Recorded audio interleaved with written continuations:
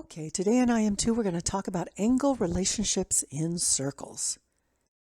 So the first thing we're going to talk about is finding angles and arc measures.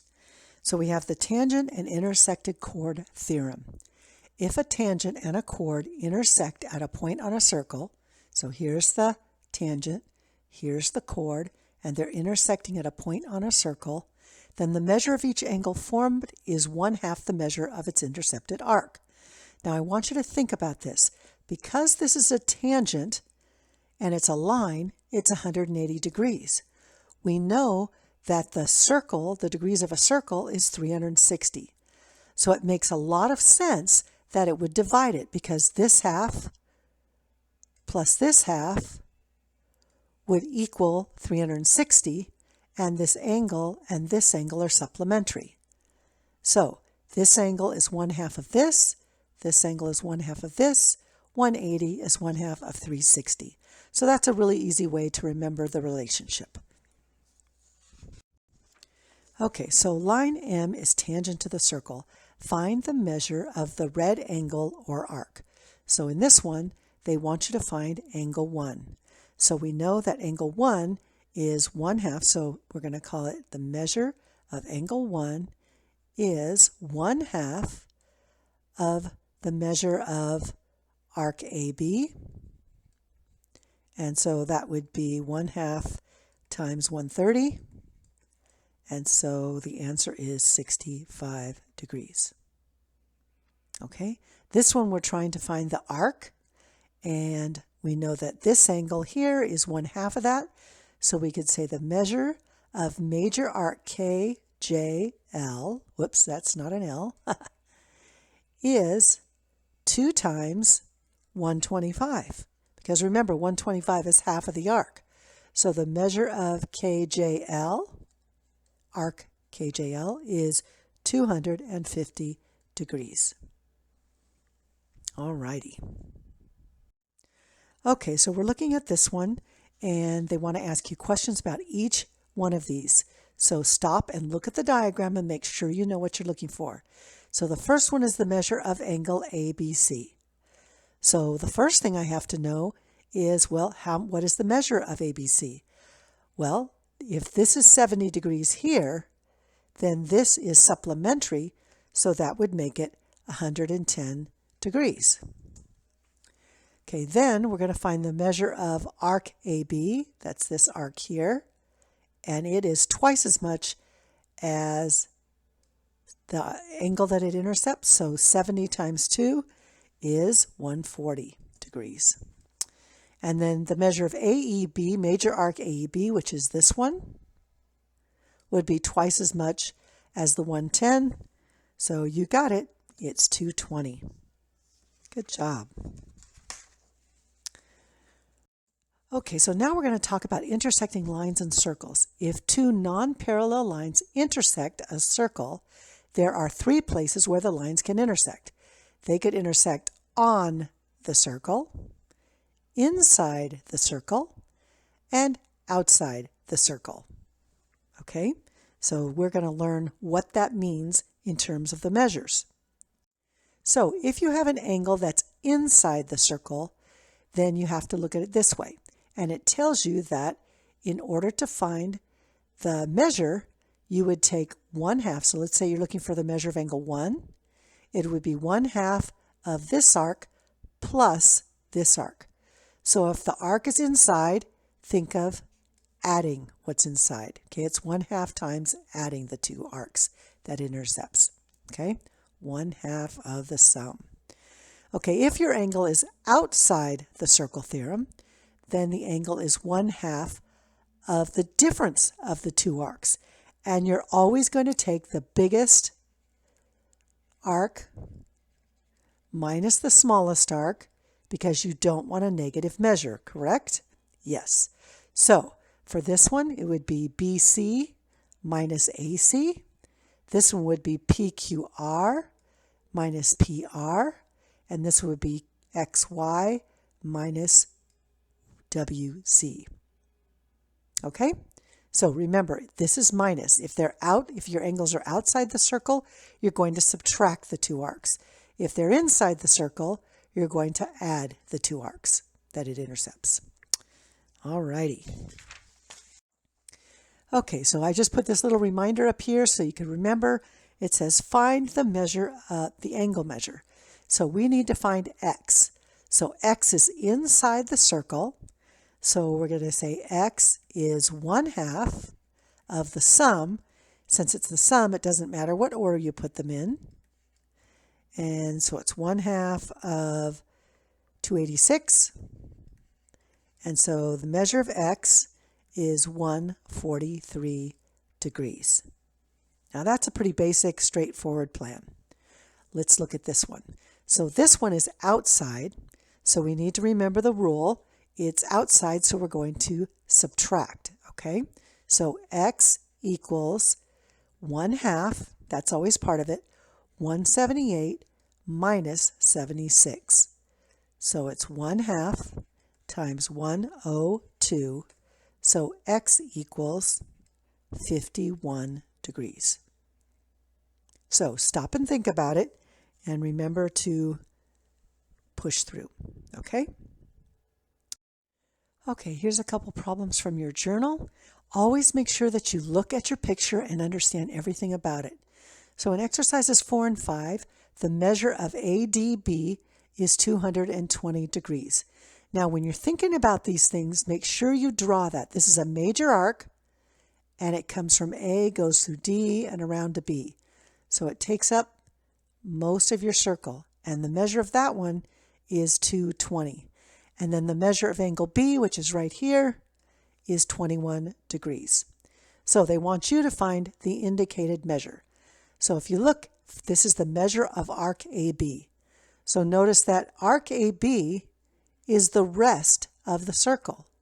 And we know that a circle is 360 degrees. So we're going to subtract the big arc, and we're going to get AB, the measure of arc AB, is 140 degrees. Okay, the next thing they want you to find is the measure of ACB. So look right here. Okay, there's ACB, and look how it's intercepting an arc. So it's intercepting this arc here, okay, AB, and it's intercepting this arc here, AD.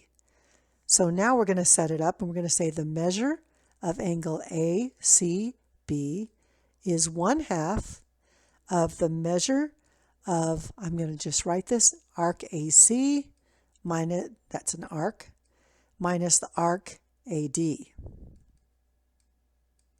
Okay, so we have the measure of angle ACB equals 1/2, and here's where you have to be careful.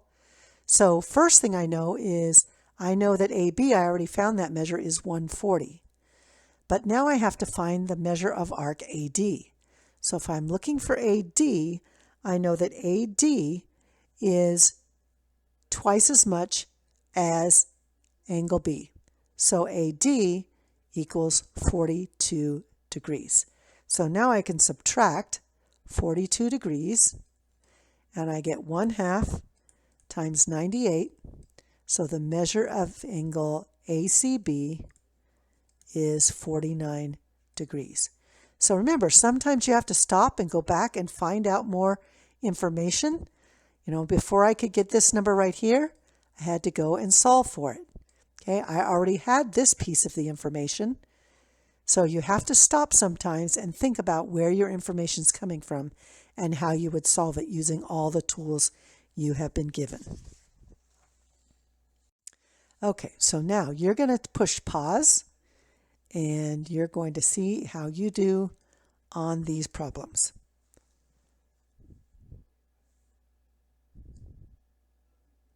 Okay, so welcome back.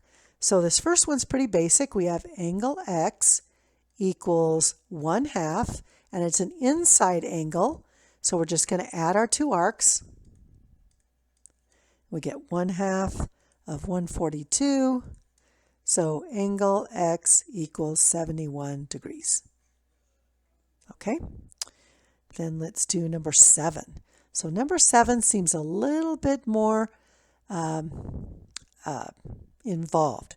So we're trying to find y, but we also have to find x.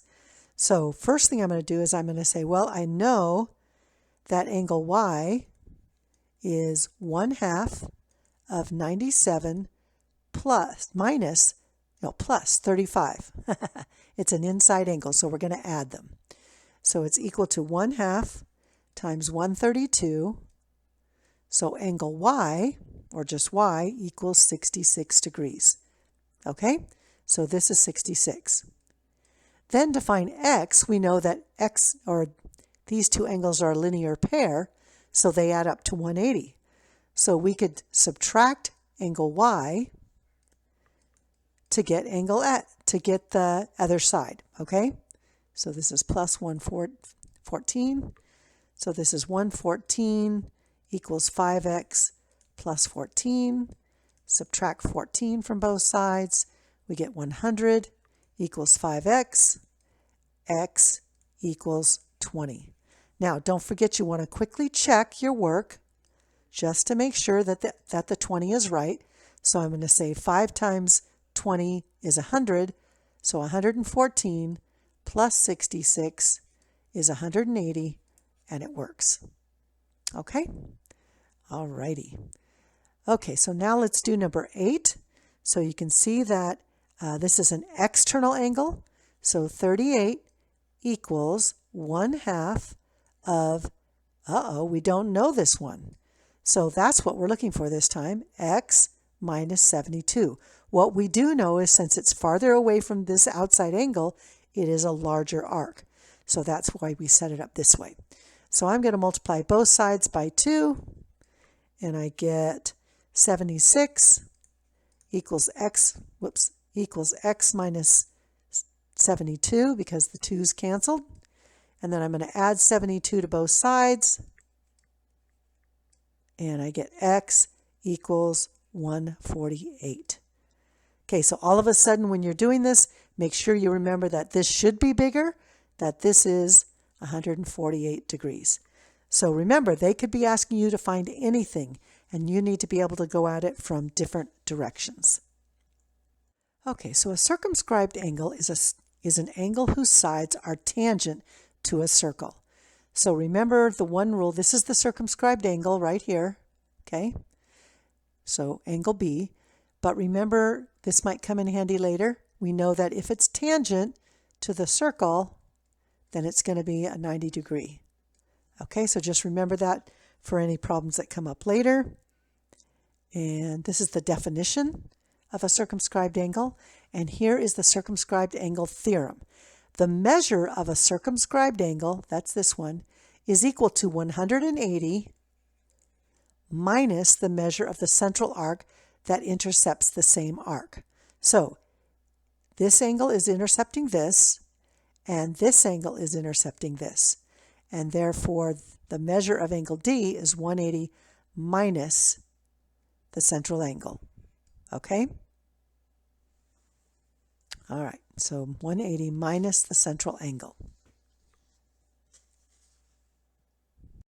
Okay, so this first problem is pretty straightforward. We have to find the value of x. So we're going to use the circumscribed angle theorem to find the measure of angle ADB. And so all we have to remember is that the measure of the external angle that has tangents to the circle is the measure of angle ADB is 180 minus the central angle.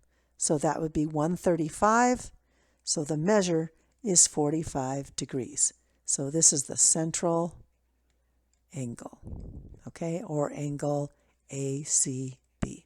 Okay, so that was a pretty straightforward one. Now to solve this next one, there's a few relationships that we need to come into our minds so that we can use them later on. So the first thing I want you to remember is that the central angle, which is, we got the central angle,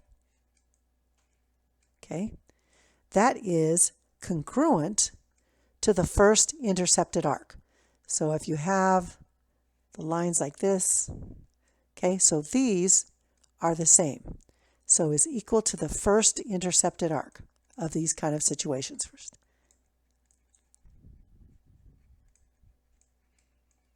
Okay, we're going to do some substitution, so it's important that you understand that, okay?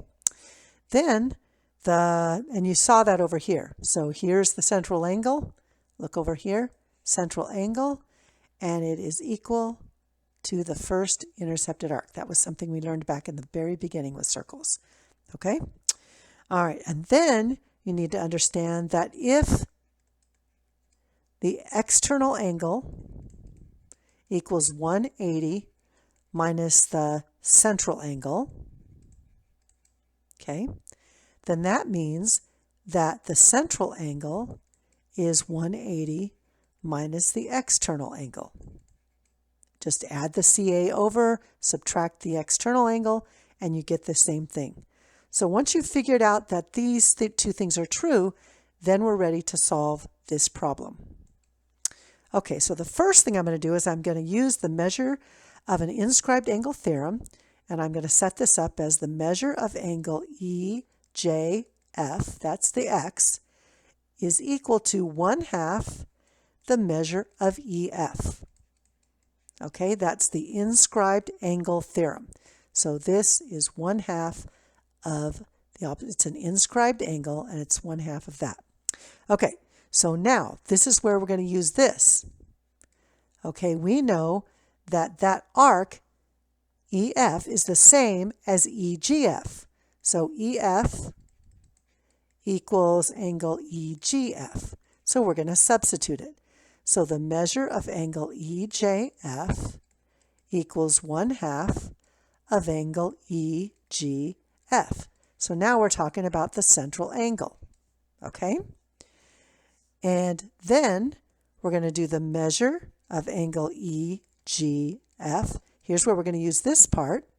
So now we have the external angle equals this, so equals 1/2. So we're just substituting right here for the EJF, 180 minus the external angle, which is 30. Okay, so we took this measurement and stuck it in there. So then we get the measure of angle EJF equals 1/2 of 150. And so the measure of angle EJF equals 75. So sometimes the road to an answer is not always simple, and you have to use more than one theorem.